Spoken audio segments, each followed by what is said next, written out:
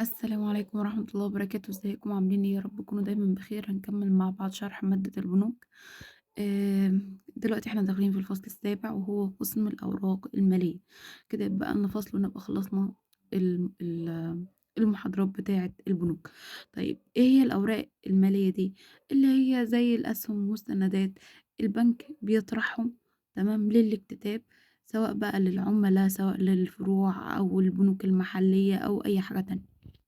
فطبعا قسم الأوراق المالية ده طبعا هو مهم جدا للبنوك التجارية، لأنها بتقدم خدمات مميزة كتيرة للعملاء، زي مثلا إن هما بيشتروا ويبيعوا الأوراق المالية، بيحصلوا الكوبونات بتاعتها، بيمنحهم الفروض سوري القروض والتسهيلات.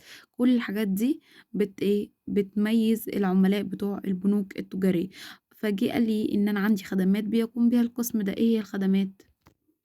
عندي شراء الأوراق المالية، بيع الأوراق المالية، حفظ الأوراق المالية للغير، تحصيل كوبونات الأوراق المالية نيابة عن الغير، صرف كوبونات الأوراق المالية نيابة عن الغير، إصدار الأوراق المالية نيابة عن الغير، منح التسهيلات الائتمانية بضمان الأوراق المالية. هيبدأ ياخد كل خدمة ويبدأ يدينا المعالجة بتاعتها. فأول حاجة اتكلم عنها هو شراء الأوراق المالية. فقال لي إن ممكن تكون عملية الشراء دي للعملاء، أو ممكن لحساب خاص، أو لصالح فروع تانية، أو لبنوك محلية، أو لعملاء تانيين. تمام. وبترتفع درجة الضمان وبتحقق برضو عائد مناسب وبيكون في سهولة في بيع الأوراق المالية وقت الحاجة إليها عشان نوفر السيولة. طيب ايه المعالجة بقى المحاسبية؟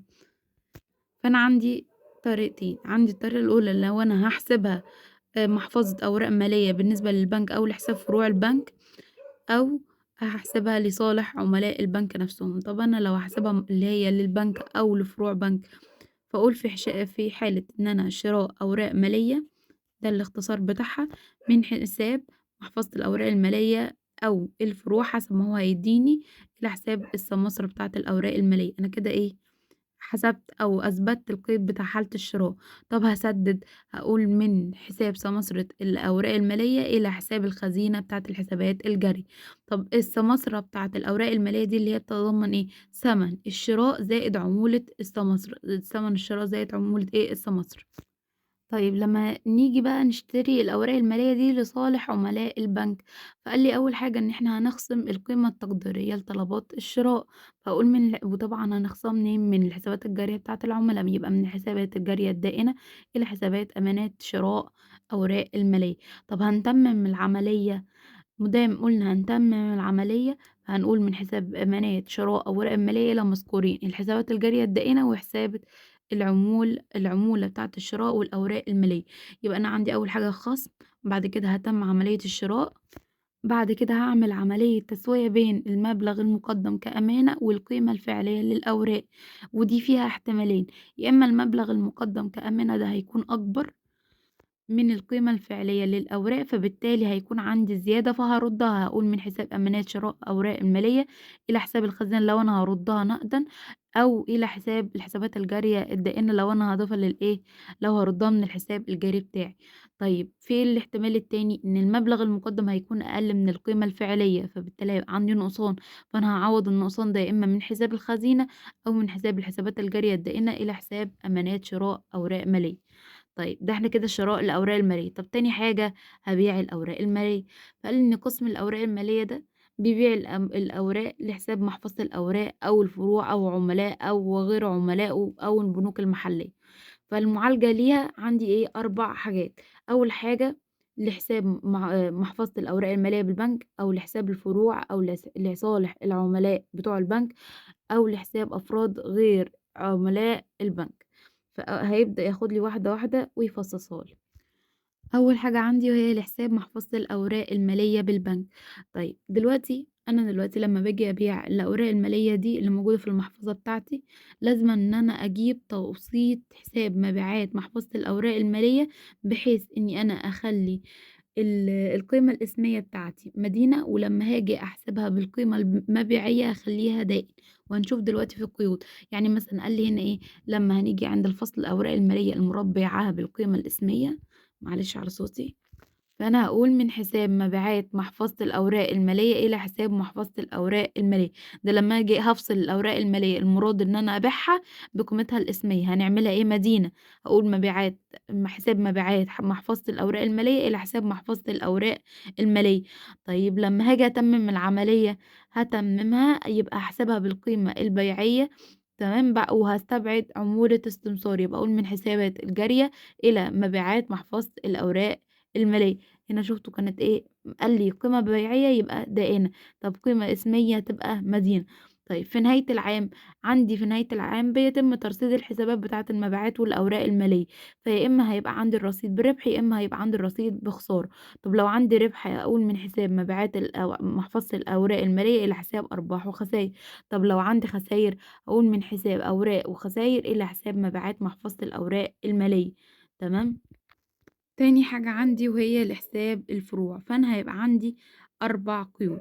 أول حاجة البنك بتاعي هيستلم الأوراق المالية من الفروع عشان يبيعها، فهاقول من حساب أوراق مالية برسم البيع إلى حساب موديع أوراق مالية برسم البيع، ده كده اللي هو زي عملية إيداع. طيب هاجي أتمم العملية، هاجري القيد بالقيمة البيعية بعد استبعاد عمولة السماسرة، هيبقى من الحسابات الجارية الدائنة إلى حساب أمانات بيع الأوراق المالية. طيب هاضيف عليها حصيلة بيع الحساب للفروع، هاقول من حساب أمانات بيع الأوراق المالية إلى حساب الفروع. طيب لازمًا بما إني أنا حصّلت لازمًا ألغي القيد النظامي بتاع أول حاجة، هاقول من حساب موديع الأوراق المالية برسم البيع إلى حساب أوراق مالية برسم البيع، ما دام أنا حصّلت يبقى لازمًا ألغي القيد النظامي الأولاني. طيب تالت حاجة لو أنا هابيع لصالح عملاء البنك، طيب لو أنا هاودع فهاقول من حساب أوراق مالية برسم البيع إلى حساب موديعي أوراق المالية برسم البيع.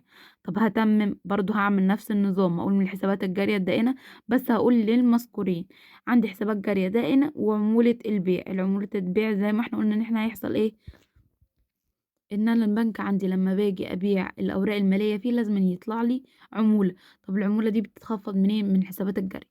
طيب لو هاجي أرحّل عمولة بيع الأوراق المالية لحساب الأرباح والخساير، أقول من حساب عمولة بيع الأوراق المالية إلى حساب أرباح وخساير، وطبعًا عشان إحنا هنكون حصّلناه فنقول نلغي القيد النظامي بتاع الإيداع اللي هو أول واحد أهو.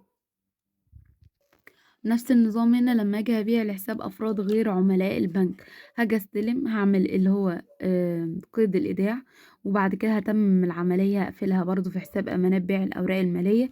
هاجي اسدد المستحق الغير عملاء، هيبقى عندي حاجتين، يا اما هتبقى نقدا واخصم منها العمولة، يا اما حسابات جارية، فاقول من حساب امانات بيع الاوراق المالية الى مذكورين الخزينة ما دام هو قال لي نقدا، وحساب عمولة بيع الاوراق المالية، وهلغي طبعا الكود النظام بما اني سددت وحصلت.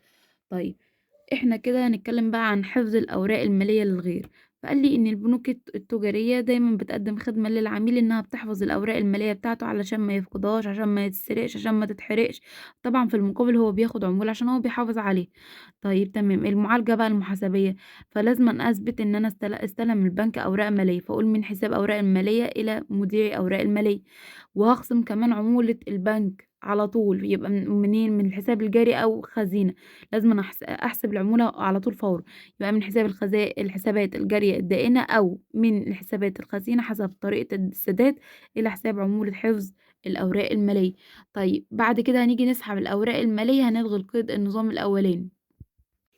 هنتكلم دلوقتي عن إصدار الأوراق المالية نيابة عن الغير. فالبنك بياخد أو بمعنى صح بيطرح الأسهم والسندات للاكتتاب العام نيابة عن الشركات اللي بتصدر الأموال أو الأوراق المالية.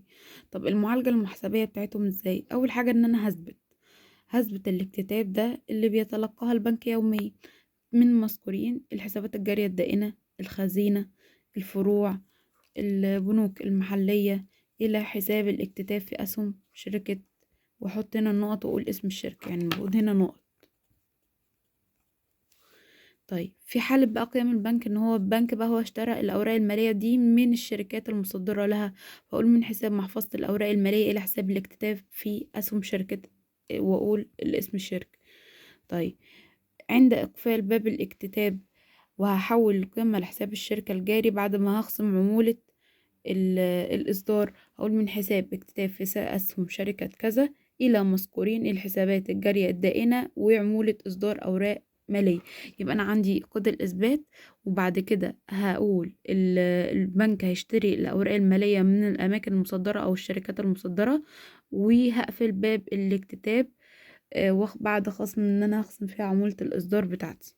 طيب بعد كده هيحصل عندي كوبونات الأوراق المالية نيابة عن الغير، فالبنك بيحصل ليا الكوبونات اللي بيمتلكها العملاء، سواء كان بقى يعني سواء كان بقى العملاء دول مالكين للأوراق هم اللي وادعينها، ولا دي أمانة، ولا دي ضمان سلف. ما هو أنا عندي كوبونات كتيرة، عندي إن هي ممكن تبقى أوراق أنا اللي أودعتها كعميل، أو ممكن تبقى أمانة، أو ممكن تبقى سلفة حطاها مثلا علشان اخد شوية تسهيلات وقروض ائتمانية. طيب المعالجة بقى المحاسبية، قال لي أول حاجة نسبة الاستحقاق، هنقول من حساب كوبونات الأوراق المالية إلى حساب مودعي، ده زي أي قيد إيداع عادي جدا. بعد كده أنا البنك هيستلم إشعارات التحصيل، فأقول من حساب الخزينة أو من حساب الحسابات الجارية الدائنة أو من حساب البنوك المحلية، ماشي نكتب هنا أو، إلى حساب كوبونات الأوراق المالية. طيب بعد كده هيضيف صافي قيمة الكوبونات المستحقة دي للحسابات الجارية، تمام، بعد ما هيخصم العمولة. فهقول من حساب مودعي كوبونات الأوراق إلى مذكور الحسابات الجارية الدائنة، ده اللي هو حساب العميل، وهنخصم كمان عمولة التحصيل بتاعة الكوبونات. طب هيجي يحصل الكوبونات، يعني نقول من حساب الخزينة، أو هيحصلها من الحسابات الجارية الدائنة، أو هيحصلها من البنوك المحلية إلى حساب إيرادات وأوراق مالية.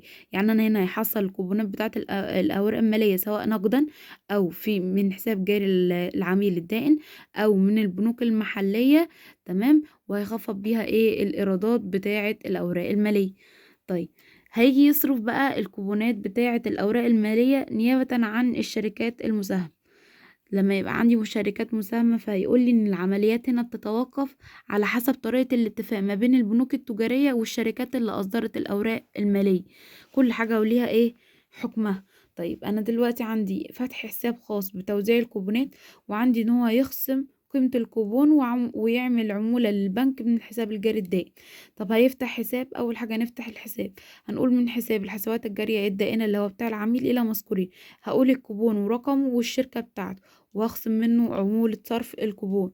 طيب تاني حاجة، ان انا لما هاجي اصرف قيمة الكوبون سواء نقدي او اضافة على الحساب او للفروع او بنوك محلية او اضافة لادارة الاستثمار، هعمل القيد التالي، هقول من حساب الكوبون الى مذكورين الخزينة لو قلنا نقدا، الحسابات الجارية الدائنة لو قلنا على حساب العميل، الحساب بتاع الفروع او البنوك المحلية، وايرادات اوراق مالية. يعني المفروض ان دي او او لكن دي ايرادات دي ثابته. طيب بعد كده هيتكلم عن التسليف بضمان الاوراق الماليه، هيسلف ازاي. انا دلوقتي عندي الاوراق بتاعتي الماليه دي زيها زي اي فلوس موجود، انا هاخدها كضمان ان انا اشتغل بيها. طب بس ليها شروط معينه، استخدمها كضمان امتى؟ لما تكون مسجله في البورصه، بحيث ان انا لو في اي وقت احتجت ان انا احولها لسيوله نقديه اقدر ان انا احولها بسهوله. تاني حاجه ان يكون المركز المالي بتاع السندات يكون مركز مالي سندات حكوميه، او ان تكون دي اوراق ماليه مضمونه من الحكومه المصريه، لازم أن تبقى ليها صحه قانونيه من الاخر. طيب بعد كده هعمل المعالجه بتاعتها، هعمل كود الايداع، وبعد كده هجيب ان العميل سحب المبلغ، لو هو هيسحب المبلغ بتاع السلفة، فهنقول سواء بقى هيسحبها نقدي او هيسحبها يحطها في حسابه الجاري، فهنقول من حساب الحسابات الجارية الدائنة او الحساب بتاع الخزينة، تمام. سوري، من الحسابات الجارية المدينة، لان هو بيتكلم عن عن الحسابات الجارية المديونية بتاعته، لان دي سلفة، المفروض ان هو هيخصم او هيسحب المبلغ بتاع السلفة بتاعته، وهيسحبها يا اما هيضيفها على حسابه الجاري او في الخزينة بتاعته، فهنقول الى حساب الخزينة او الى حساب الحسابات الجارية الدائنة.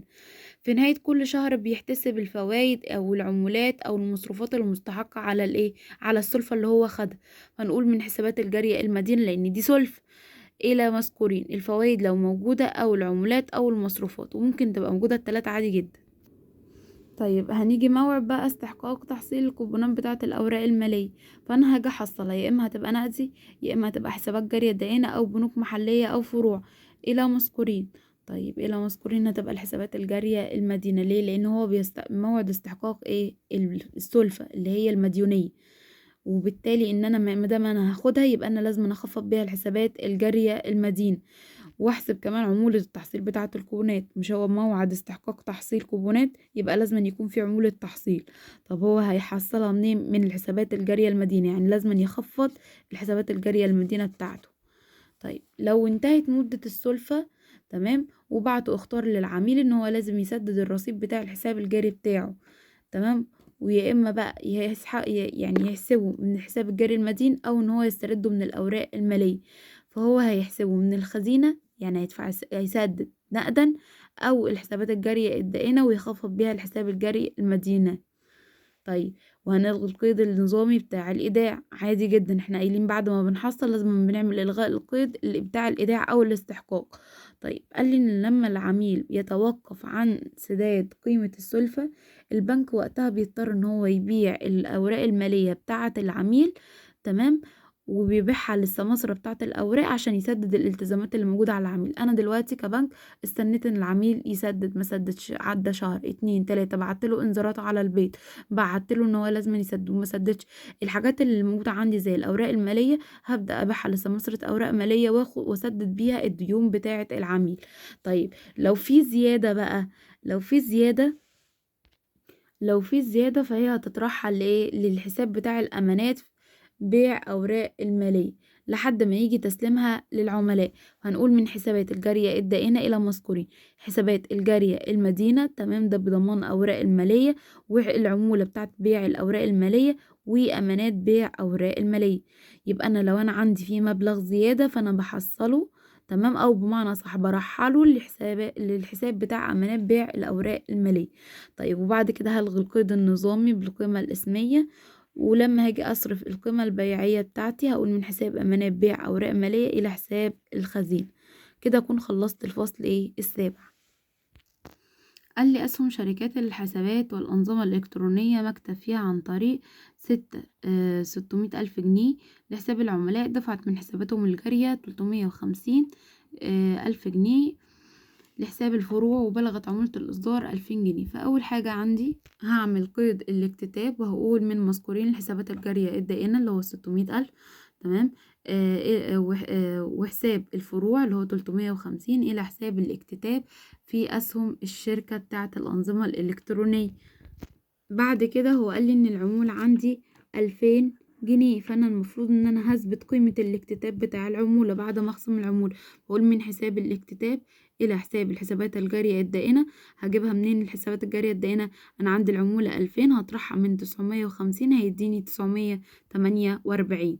طيب بعد كده قال لي إن أنا عندي 35,000 ودي للحساب بتاعة الفروع، فأقول من حساب أوراق المالية إلى حساب المودعي أوراق المالية 350,000 أهو. قال لي أوراق مالية برسم الأمانة قيمتها 350,000 ودعت لحساب العملاء وبلغت عمولة إيداعها 250، خصمت من حساباتهم الجارية كما بلغت قيمة الأوراق المالية المسحوبة من الأوراق المالية المودعة برسم الأمانة 520. فأنا أول حاجة هعملها كود نظامي إن أنا أودعت. هو قال لي أنا أودعت كام؟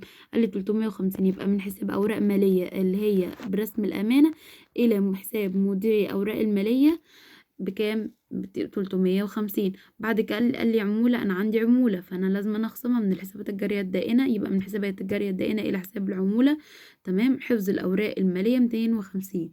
طيب بعد كده قال لي إن أنا عندي بلغت قيمة الأوراق المالية المسحوبة من الأوراق المالية المودعة بكام؟ 520. يبقى هقول من حساب مودعي، طبعا أنا هلغي القيد، هقول من حساب مودعي أوراق مالية برسم الأمانة إلى حساب أوراق مالية برسم الأمانة واكتب الرقم اللي هو 520,000 جنيه.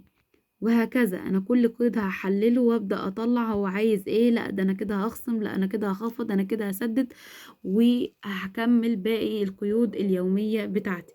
أي حد عنده أسئلة في أي حاجة يبعتها في الكومنتات، أنا مش حابة أطول عليكم أكتر من كده. ولو حابين إن أنا أشرح لكم المثال في فيديو لوحده ابعتولي في الكومنتات وبإذن الله أنزله لكم. كده ما يبقاش غير الفصل الأخير وهو بتاع الحسابات الختامية، وده بإذن الله مش هياخد مننا وقت. دعواتكم بالتيسير ان ربنا ييسر الامور يا رب ويعدينا المدة على خير. واي حد عنده اي حاجة عايز يسألني فيها معاكم في الكومنتات او في الجروب. السلام عليكم.